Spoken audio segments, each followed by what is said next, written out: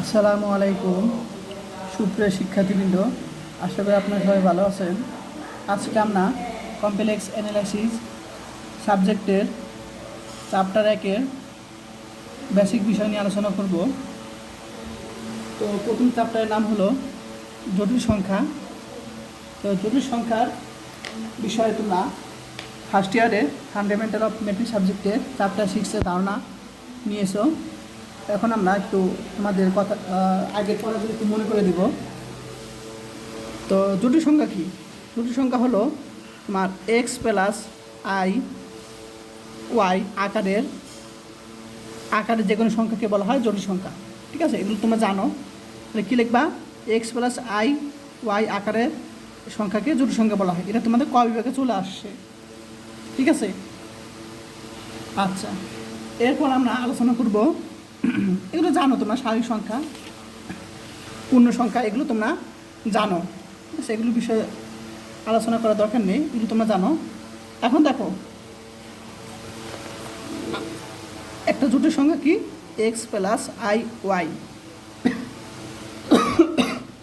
এখন এই জটিল সংখ্যার বাস্তব অংশ কোনটা? বাস্তব অংশ হলো এক্স, অর্থাৎ রিয়েল অংশ, এবং এখানে ওয়াই অংশ হলো তোমার কাল্পনিক অংশ, অর্থাৎ ইমাজিনারি। ঠিক আছে, তাহলে আমরা এই জটিল সংখ্যা আমরা রিয়েল নাম্বার বলতে গেলে তোমার হলো আর দিয়ে প্রকাশ করবো, রিয়েল জেড। ঠিক আছে, অর্থাৎ এই জেড জটিল সংখ্যার রিয়েল মানে বাস্তব অংশ হলো তোমার এক্স, এবং এই জটিল সংখ্যার কাল্পনিক অংশ অর্থাৎ ইমেজিনারি মানে যে জটিল সংখ্যার ইমেজিনারি আইএমটা প্রকাশ করবো, এটা কথা ওয়াই। ঠিক আছে, এই জিনিসটা মনে রাখবা। আচ্ছা, এরপর আমরা আসবো, তোমাদের আর কয়েকটা বিষয় জানতে হবে। সেটা হলো তোমার জটিল সংখ্যার ক্ষেত্রে আই স্কোয়ার মানে হলো -1। তারপর আই কিউব মানে কি বলতো? আই কিউব আমি বলি, আই কিউব হলো তোমার হলো আই স্কোয়ার, এবার বের করবা। আই স্কোয়ার আই একই তো, তাই না? আই স্কোয়ার মান কত? -1, আর এটা হলো আই, গুণ করলে কত? -i। এগুলো তোমাদের জানা লাগবে। ঠিক আছে, এর দুইটা বিষয় আসে। আবার যদি আই টু দি পাওয়ার 4 চলে আসে, তখন আমরা এভাবে লিখতে পারি, তাই না?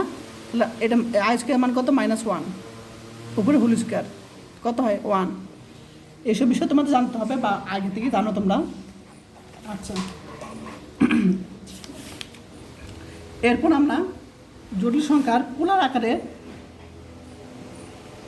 কীভাবে বের করতে হয় সেগুলো আমি তোমাদের দেখাবো।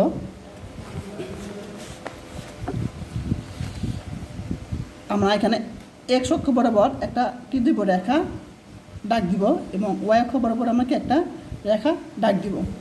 ঠিক আছে, এটা ওয়াই অক্ষ বরাবর, এখানে এক্স প্রাইম, ওয়াই প্রাইম, এটা সবাই জানো। তো এখানে এক্স অক্ষ বরাবর হলো থাকবে কি? কাল্পনিক অংশ। আর ওয়াই অক্ষ বরাবর থাকবে তোমার এক্স অক্ষ বরাবর থাকবে বাস্তব অংশ। এক্স অক্ষ বরাবর কী থাকবে? বাস্তব অংশ থাকবে, কারণ এখানে বাস্তব অংশ এটা। আর ওয়াই অক্ষ বরাবর কী থাকবে? তোমার আয়ের সাথে যেটা থাকবে অংশ, সেটা হলো কি? কাল্পনিক অংশ থাকবে তোমার কি? ওয়াই অক্ষ বরাবর। এখন আমরা এখানে এক্স অক্ষ বরাবর মানে বাস্তব অক্ষ বরাবর আমরা এখানে একটা দিলাম, তোমার হলো এখানে এখান থেকে এ পর্যন্ত দূরত্ব এক্স অক্ষ বরাবর আমরা এখানে একটা বিন্দু দিলাম। আবার ওয়াই অক্ষ বরাবর আমরা কী করলাম? এখানে আচ্ছা, এখানে একটা কি জটিল সংখ্যা, জটিল বিন্দু দিলাম, যে ইকুয়াল টু আই প্লাস আইও, এখানে একটা বিন্দু। ঠিক আছে, রাখলাম। তো আমরা এখানে এক্স অক্ষ বরাবর আমরা কী করলাম? একটা বিন্দু দিলাম। ঠিক একইভাবে ওয়াই অক্ষ বরাবর আমরা কী করলাম? দাগ টানলাম। ঠিক আছে, ওয়াই অক্ষ বরাবর। তাহলে আমরা এখানে কি দূরত্বটা লাগিয়ে দেবে হবে। তো এটা ওয়াই অক্ষ বরাবর, এটা কি ওয়াই অক্ষ বরাবর, আর এটা হলো কি এক্স অক্ষ বরাবর। এখন এটার মধ্যে যে একটা কোণ উৎপন্ন করছে, ধরলাম থিটা, আর এখান থেকে দূরত্ব সেটা হলো আর।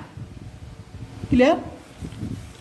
আচ্ছা, এখন আমরা এই চিত্র হতে, ঠিক আছে, চিত্র হতে আমরা কি পাই? দেখো তো, চিত্র হতে আমরা টেনের সূত্র ধরি। আচ্ছা, এখানে যদি আমরা কোণ ধরি, তাহলে আমরা কি জানি? টেন থিটা, এটা হলো তোমার অতিভুজ, এটা হলো ভূমি, এটা হলো লম্ব। ঠিক আছে, তাহলে আমরা টেনের ক্ষেত্রে কি জানি? লম্ব বাই ভূমি, ঠিক আছে, লম্ব বাই ভূমি। তাহলে লম্ব কত এখানে ওয়াই, লম্ব কত এখানে ওয়াই, আর এখানে আমরা জানি টেনে কি লম্ব বাই ভূমি, তো লম্ব ওয়াই এবং ভূমি কত এক্স। আচ্ছা, তারপর আমরা যদি এখানে থিটা মান বের করি, তাহলে থিটা ইকুয়াল টু টেনটা যদি এবার চলে যায় ক্লিক করুন, tan inverse y by x. আর এটাকে বলা হয় আর্গুমেন্ট জেড বলা হয়, যদি আর্গুমেন্ট জেড, কারণ কি তোমার এখানে জেড আমরা এটা ধরেছিলাম, ঠিক আছে। তাহলে আর্গুমেন্ট কত তোমার, আর্গুমেন্ট জেড, আর্গুমেন্ট জেড মানে theta, theta equal to tan inverse y by x, ঠিক আছে। তাহলে এখন যদি একটা তোমার জটিল সংখ্যা থাকে, তাহলে আমরা কি এই কাল্পনিক অংশ যেটা থাকবে সেটা আমরা উপরে লিখবো, এবং বাস্তব অংশ যেটা থাকবে সেটা নিচে লিখবো আমরা, ঠিক আছে। আশা করি বুঝতে পারছো। এখন আমরা পিথাগোরাসের সূত্র কি জানি বলো তো? পিথাগোরাসের সূত্র জানি আমরা অতিভুজ স্কোয়ার, এখানে অতিভুজ কি আছে আর প্লাস লম্ব স্কোয়ার প্লাস ভূমি স্কোয়ার, লম্ব কত আসছে তোমার ওয়াই স্কোয়ার প্লাস ভূমি স্কোয়ার এক্স স্কোয়ার, ঠিক আছে। আচ্ছা, তাহলে আমরা এখান থেকে কী লিখতে পারি, আর এর মান কী লিখতে পারি আমরা, x square plus y square লিখতে পারি, ঠিক আছে। আশা করি ক্লিয়ার। এটা তোমার দূরত্ব আর এর মানটা আমরা এখানে এর থেকে বের করতে পারি।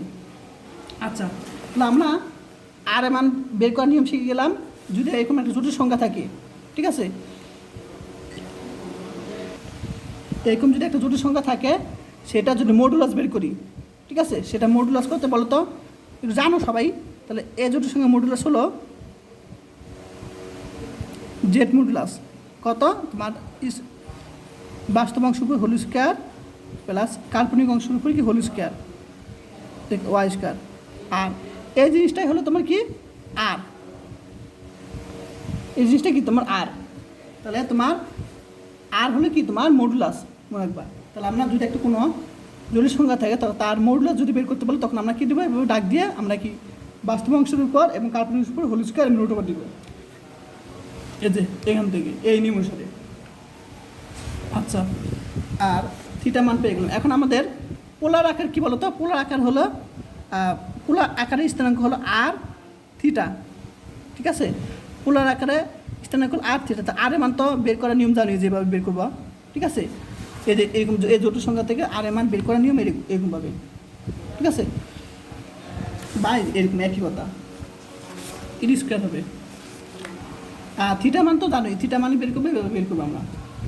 এবার কিন্তু সবাই ক্লিয়ার আশা করি। আচ্ছা, এখন আমরা এই যে চিত্র আছে, এই চিত্রের মাধ্যমে আমরা বের করবো কি তোমার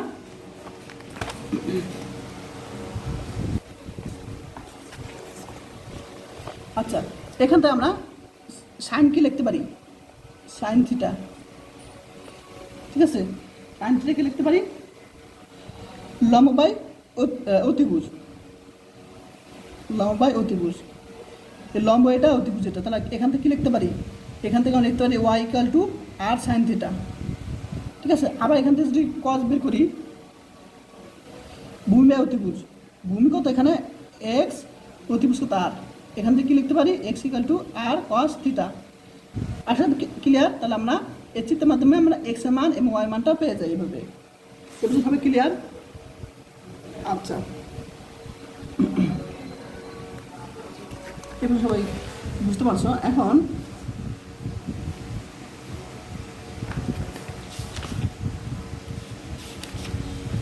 তোমাদের যেগুলো লাগবে সেগুলো আলোচনা করি। আচ্ছা, এখানে একটা অঙ্ক আছে, সেই অঙ্কটা করাবো তোমাদের। এই একটা অঙ্ক করে তোমাদের, ঠিক আছে। তো এই অঙ্কটা আমি করানো পরবর্তী ক্লাসে করাবো ইনশাল্লাহ। আচ্ছা, এই ক্লাসে করিয়ে দিই তোমাদের। আচ্ছা, ভিডিওটা বড় হয়ে যায়, তাহলে আজকে এই বেসিক ক্লাসটা বুঝিয়ে থাকলাম, আগামী ক্লাসে এই অঙ্কটা বুঝিয়ে দিব ইনশাল্লাহ। আজকে ক্লাসে বুঝিয়ে দিই, সবার থাকবেন, আল্লাহ হাফিজ।